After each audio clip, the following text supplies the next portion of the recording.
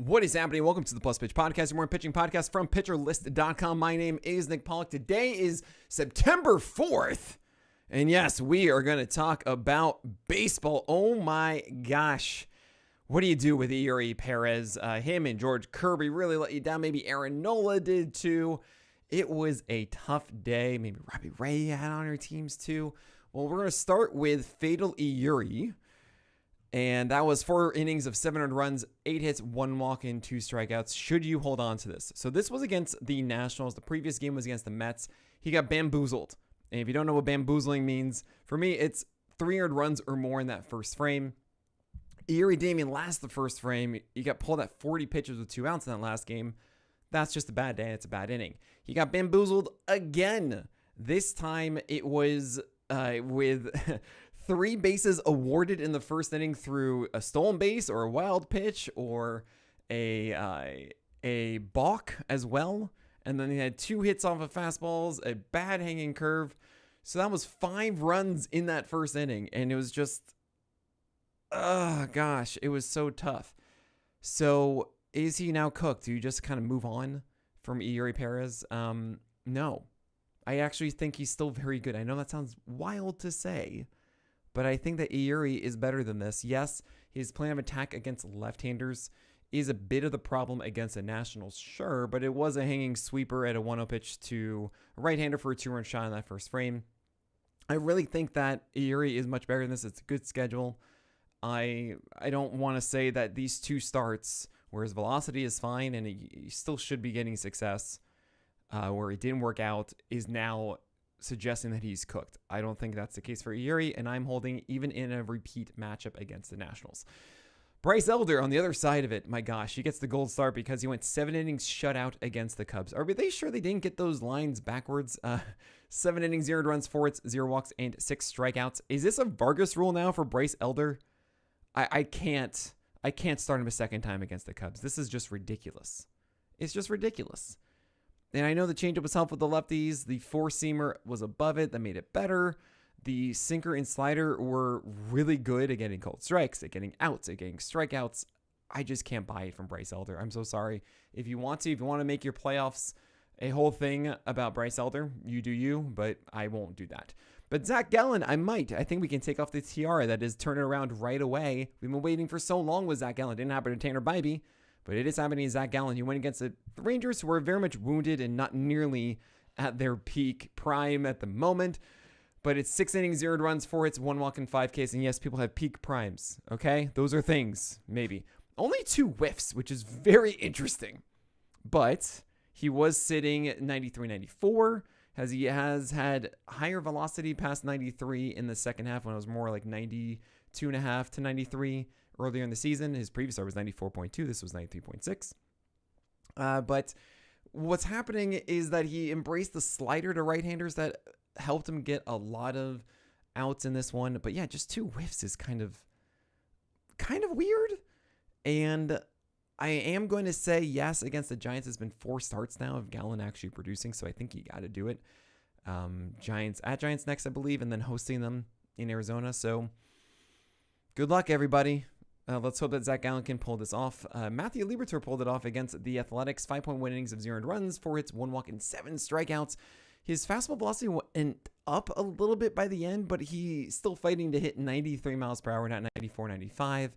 His curveball was very unreliable. He threw it 21% of the time, but 1 out of 4 were just non-competitive, which is not what you want. 24% NC rate is terrible. You want that to be under 10%.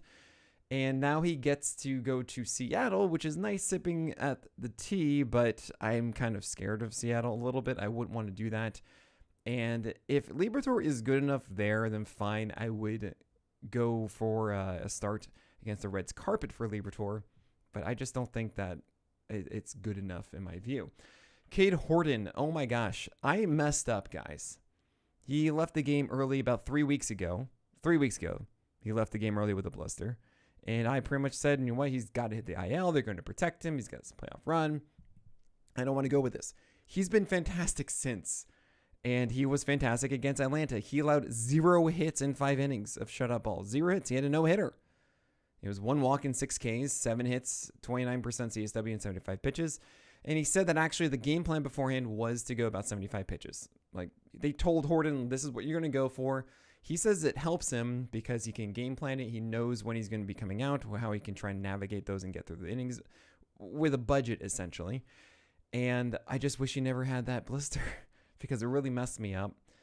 He did get a little help from Koufax. And there is that section of it with the cut fastball at 76% strikes and 50% usage, and it didn't allow a hit, of course. The 2-plane sweeper is doing well. And I do want to mention that Kane Horn, yes, we're probably going to do this again versus Atlanta. However, it's highly unlikely to get a quality start. He's going to be around 75 pitches. So you might see like 4.1 innings or so. Keep in mind, with 0 hits and 1 walk, he still needed 75 pitches to go 5 innings, which is right at the limit. So let's say he allowed a base runner or so. They're going to let him in for that. This might have been 4.2 innings here, believe it or not. So keep that in mind with Cade Horton. It's not an automatic lock. I think the ceiling is a little limited for some situations. Now, I am getting the report right now that Brandon Sproat is getting called up by the Mets for Sunday, which I got to understand a little bit better because I believe he's not on the 40-man, so there has to be a corresponding move. We'll see what happens there. But I am not interested in that start at Cincinnati, so he's not an auto ad. I don't like starting guys in MLB debuts. There are some very rare exceptions. I don't think Sproat is that at Cincinnati. However, I was looking at Sunday, and there are not too many amazing outings to go for. So that is one of the better desperate plays to go for on Sunday, Brandon Sproat. Good luck. It was supposed to be Tyler McGill, but he's not stretched out too far, and this might be some piggyback situation. I don't know what they're going to do. So don't feel like you need to jump over everything to go and get Brandon Sproat, even though he's getting the call for Sunday. All right. Braxton Ashcraft knows a thing about pitcher getting called up and him messing around with piggyback stuff. This was 3 innings against the Dodgers that was shutout, and then Mike Burrows came in for 3 shutout after. Yay, I'm so happy for everyone. Mike Burrows got the win and a vulture win that you did not expect whatsoever here, and you don't want to touch either of those guys. Joey Cantillo actually made a surprise start for the Guardians with Logan Allen going tomorrow. They pushed back the rotation. Might be going 6-man. It might be something weird of maybe Tanner Bybee or Gavin Williams getting some breaks as the Guardians are starting to realize, okay, maybe we don't make the playoffs and we want to preserve these guys for next year. And also, Joey Cantillo is great because he went 6 innings, 1 earned run, 5 hits, 2 walks, and 7 Ks in Fenway, got the win. He should be starting. He should not have been in the minors. I don't understand this. He's awesome. And I mean, look, if Cantillo is getting regular starts, I'm in. The Guardians do not have a series that I'm just flat out avoiding for Cantillo. Yeah, sure, they have to host the Royals and go against the Twins. Those are the toughest ones. That's not enough for me to say no. Zebby Matthews, speaking of the Twins, against the White Sox, got his revenge from the other game he went against the Chicago White Sox. 6 innings, 1 earned run, 3 hits, 2 walks, and 5 strikeouts. His 4-seamer was still not upstairs. I want him to do that with a 1.4 height adjusted VA and 18 to 19 inches of vert on that 96-plus heater. I still haven't seen that. It's really, really annoying. But the secondaries are really good, right? The cutter, the slider, he had some changeups that were nice. That is cool. I don't think I can bank on this precision plateau for Zebby Matthews, unfortunately. It's just not quite the kind of pitcher that we've seen locate everything as we want to, right? He throws strikes a lot. I'm glad it worked out. But he does get Los Angeles next, and they're not that good, and maybe you want to try it a second time, and I'm fine with it. I just feel like Zebby Matthews hasn't quite done enough. I mean, it was only 5 Ks in 6 innings, keep in mind, right? It's not like he's absolutely blowing guys away. So do this however you feel comfortable, okay? Make sure it's not an idea that Zebby Matthews is like, oh, yeah, he's going to have his 10 strikeout game or something next time. There might be some more safer floors to go for. All right, we're going to talk about other guys, including Euendrys Gomez and Ryan Berger, these young arms that are making impacts right now. Both of them went 5 innings, 1 earned run. We're going to talk about both of them and many more after this break. Euendrys Gomez at Minnesota, 5 innings, 1 earned run, 7 hits, 1 walk, and 5 strikeouts. He keeps improving because this time he featured a sinker more than the four-seamer, 17 inches of run, which is pretty cool. However, I should take back the improving thing a little bit because he's at 93 now. No. This is supposed to be like 95 plus, isn't it? His four-seamer was at 94. He had 6 for 26 whiffs on the sweeper, which is nice. That really worked well against right-handers. The changeup was a surprise floater to lefties that worked out for called strikes, which is kind of cool. He'll host the Rays next, which is actually a pretty good matchup. But I don't really think that he's someone to chase in 12-teamers. I think the drop in velo is a little scary. He certainly has the shag rug, the young man's floor, and I would try to avoid that. And yeah, it's not really a move you want to make for 12-teamers or 15-teamers. I'm okay with it. I think actually Gomez will be targeted for that one. Ryan Bergert against the Angels. 5 innings, 1 earned run, 1 hit, 3 walks, 6 Ks, and that's awesome. That is so nice, and he gets the Guardians next with his good sweeper, his four-seamer that gets an extra vert more than expected from his arm angle. It's great. It's not a wonderful matchup against the Guardians. It doesn't make sense in my head for it to work out really well because of the sweeper being the primary secondary, which is one of my favorite phrases, and which it doesn't really work well against left-handed batters. You know Kleeman's going to go a lot of lefties. Now, the four-seamer does have a little bit extra vert and a little bit extra, I think, cut than expected based on the arm angle. So that could mean that that four-seamer does well against lefties. And could be why he's, I believe someone mentioned yesterday, his platoon splits in favor of, reverse platoon splits. I apologize for that for Bergert. So yeah, I think I'm going to go with that one, but then the schedule gets really tough for Bergert, so we're not going to do that. Caden Dana, look at this. He got a start, and it was 5 innings, 1 run, 2 hits, 1 walk in, 4 Ks, 4 whiffs and 70 pitches. There were some times it was nice. He could gas it up to 97 or whatever, but he really set 94, 95. It's an average four-seamer, dead zone movement. You know, it's not really what you want. It's probably actually below average.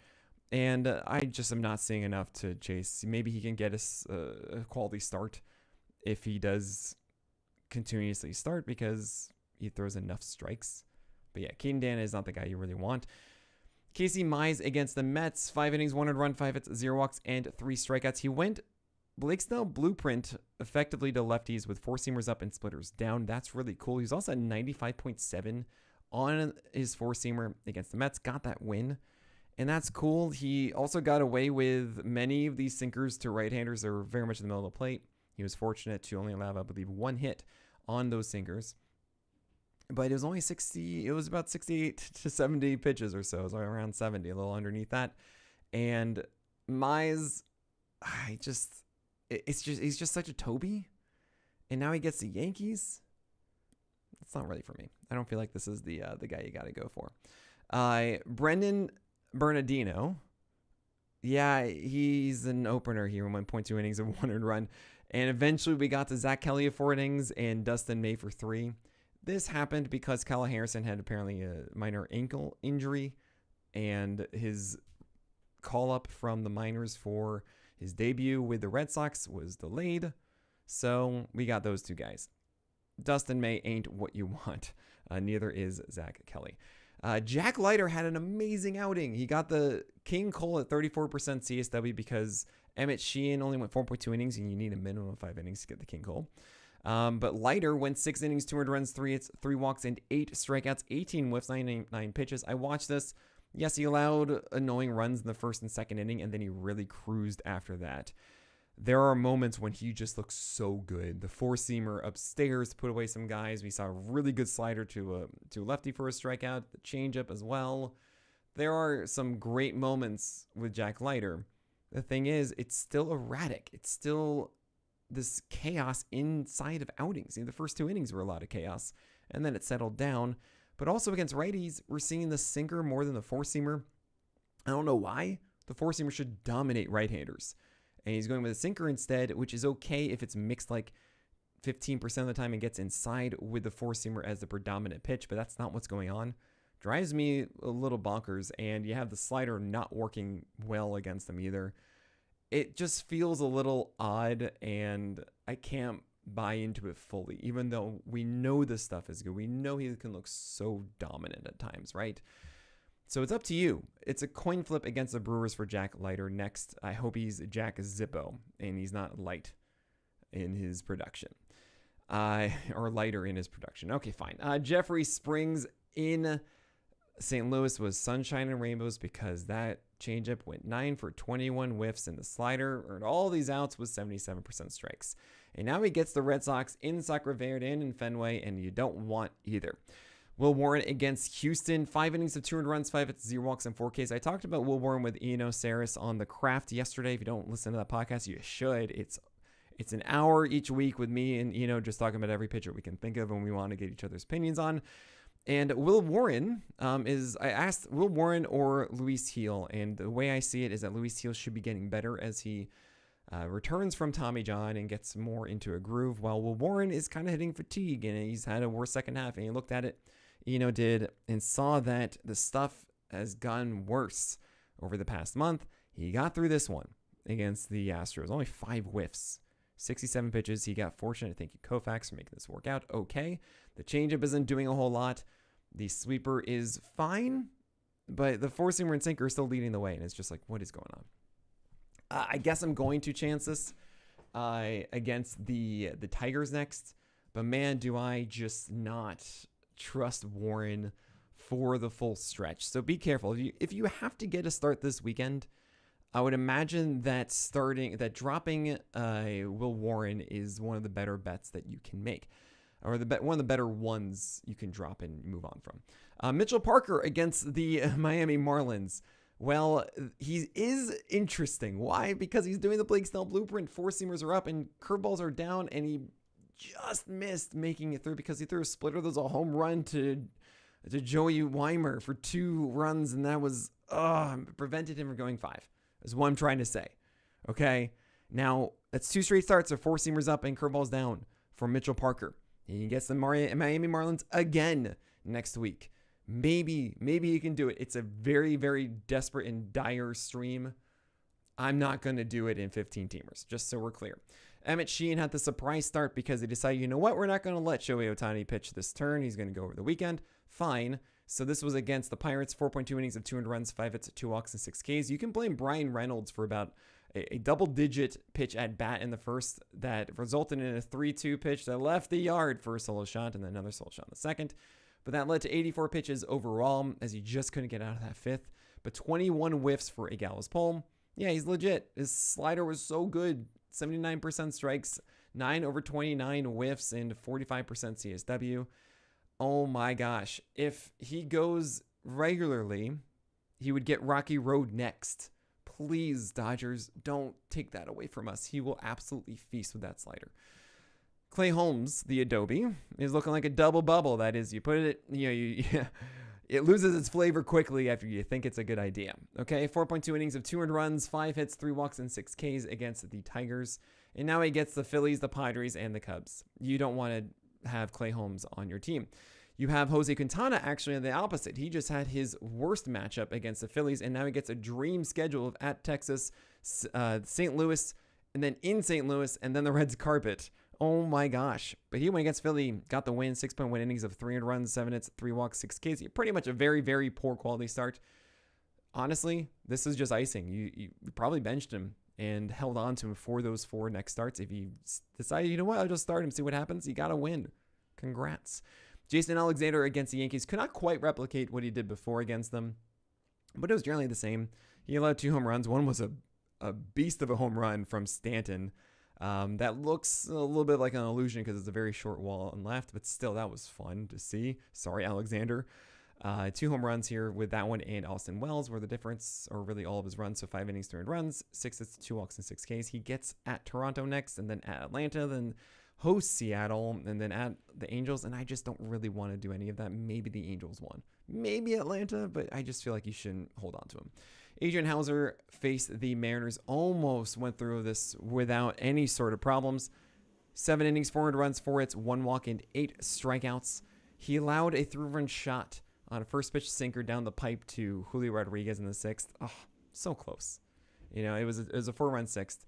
But yeah, you're going to start him in Chicago against the Sly Sox, which is fine because you don't really want to start Adrian Hauser in Tampa Bay. You don't really want to start anyone in Tampa Bay. It's not a good place to pitch. German Marquez started, and of course, it didn't go well. Cade Povich against the Padres, a disappointing one because it was 5 innings, 4 runs, 7 hits, 3 walks, and 3 Ks. Yes, he did get a win, sure, but really it's because he pitched terribly. Sinkers and four seamers had to fill the zone, and too much so. And it's all because the changeup and the curve had zero feel. And I even take that back. The sinker did at times. It was donut command. But boy, it had a 16% NC rate. And it had a sub 50% strike rate, that sinker. Oh my gosh. But yeah, we are going to start Cade Povich now. I apologize. Because he does get Pittsburgh next. And then he gets at Chicago, White Sox. And then hosts the Rays. That's good. You want this. It could be 2 wins in there. Could be multiple quality starts. I think he's going to fix this. I think it's just a bad day at the park. You have Robbie Ray disappointing many in Coors, 4.2 innings. A lot of these 4.2 innings games yesterday.